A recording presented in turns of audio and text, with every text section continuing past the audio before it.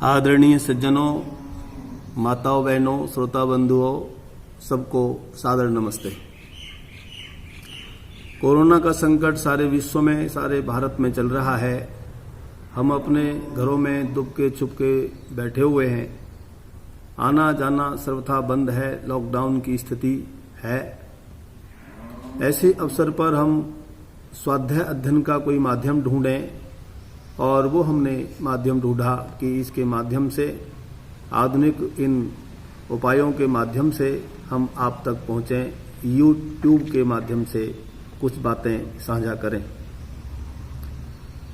मानव का जीवन बहुत ही महत्वपूर्ण और अनमोल बताया गया है, देवताओं को भी दुर्लभ है। ऐसे इस मानव शरीर के अंदर परमात्मा ने अनेक शक्तियों का भंडार दिया है, और वो शक्तियां अज्ञानता के कारण, अविद्या के कारण मन इंद्रियों के माध्यम से बाहर निकल करके व्यर्थ ही नष्ट हो रही हैं। और कुछ सुप्त शक्तियां पड़ी रहती हैं, सारा जीवन बीत जाता है, वो शक्तियां जागृत ही नहीं हो पाती। तो व्यर्थ होने वाली शक्तियों को रोकें और सुप्त शक्तियों का जागरण करें, ये हमारा आपका कर्तव्य होना चाहिए। पर प्रश्न है कि हम व्यर्थ होने वाली शक्तियों को कैसे रोकें और सुप्त शक्तियों का जागरण कैसे करें। उनमें हमें ध्यान देना होगा कि हमारा जो मन है, वो मन बड़ा बलशाली है और बहुत ही चंचल है।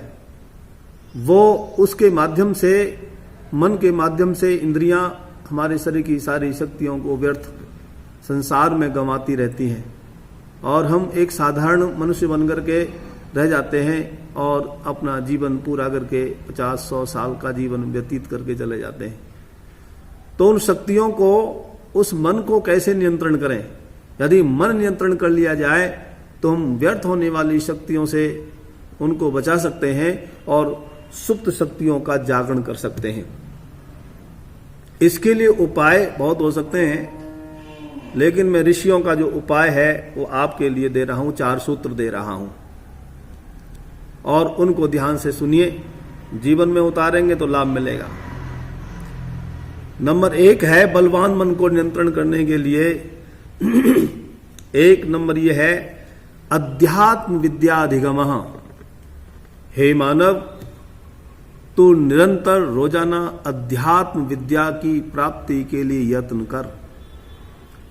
ऐसे ग्रंथों का स्वाध्याय अध्ययन कर जिससे हमारी आध्यात्म विद्या में अभिरुचि हो। हम अध्यात्म, कस्त्वम कोत्वम कुत आयातः काते जननी कोते तातः, बैठ करके सोचें, मैं कौन हूं, कहां से आया हूं, कौन मेरा पिता, कौन माता, क्या संबंध है, जन्म क्या है, मृत्यु क्या है, कहां से चल करके आए थे, कहां जाना है। ऐसे प्रश्न जब व्यक्ति करता है और उन प्रश्नों की खोज में जब निकल पड़ता है तो वो अपने आप को अध्यात्म मार्ग पर पाता है। सुबह शाम बैठ करके चिंतन मनन करें कि भाई ये अध्यात्म विद्या बड़ा उपयोगी है, और इस अध्यात्म विद्या से मन को नियंत्रण किया जा सकता है। नंबर 2 उपाय बताया, साधु संगति रेवचा। हे मानव, तू साधु की संगति कर, सज्जन पुरुषों की संगति कर। जैसा संग वैसा रंग, संग तरे। अच्छे संग से व्यक्ति तर जाता है, भवसागर से पार हो जाता है। अनेक उदाहरण इतिहास में झांक करके देखें, पापी, दुराचारी, दुष्ट प्रवृत्ति वाले जब साधु की संगति में आए तो उनका जीवन बहुत बढ़िया बना, वो महान आत्मा बने, महापुरुष बने, उन्होंने संसार का उपकार किया और बड़े आदमी बने। ऐसे बहुत उदाहरण आपको इतिहास में मिल जाएंगे और आपको पता भी होगा। तो साधु की संगति, सत्संगति कथय किम न करोति पुंसाम। सत्संगति व्यक्ति क्या नहीं कर सकती है। इसलिए दूसरा उपाय बता दिया, साधु संगति रेवजा। तीसरा बताया, वासना संग परित्याग। हे मानव, तू अपनी विषय वासनाओं के संग का परित्याग कर। जो सांसारिक विषयों में हमारी इंद्रियां जाती हैं मन के माध्यम से, वो सुख मिलता है, मिलता भी है, परंतु वो हमारे शरीर को, हमारी आत्मा को तोड़ करके चला जाता है। इसलिए उन वासनाओं से धीरे धीरे परित्याग करो। मुक्तिम इच्छसी चेतात विषयान विस्वत त्यज। यदि तू मुक्ति को चाहता है तो सांसारिक विषयों को विष समझ करके, जहर समझ करके इनका परित्याग कर। ये राजा जनक को उपदेश देते हुए अष्टावक्र महाराज ने कहा था कि वे सांसारिक विषयों को भी समझो। तो ये भी तीसरा उपाय मन को नियंत्रण करने में बहुत बड़ी महत्वपूर्ण भूमिका निभाता है। और भाई चौथा उपाय बता दिया, प्राण स्पंद निरोधनम। जो प्राण हमारा आ रहा है, जा रहा है, सामान्य रूप से स्पंदन कर रहा है, गति कर रहा है, उसमें निरोधनम, उसमें अंतराल पैदा करें। अर्थात प्राणायाम की क्रिया करें, और प्राणायाम की क्रियाओं से जो प्राण तीव्र गति से चलता है उसमें मंद गति आना प्रारंभ होता है। प्राण जितना तेज चलेगा उतना मन भी तेज चलेगा, और प्राण जितना रुकेगा उतना मन भी रुकेगा। इसलिए प्राणायाम करो, प्राणायाम करो। प्राणायाम से मन भी रुकेगा और प्राणायाम से शरीर भी निरोग बनेगा। दह्यते धमाय माना नाम धातु नाम ही यथा मिला तथेन्द्रियाणाम दह्यन्ते दोषा प्राणस्य निगृहा।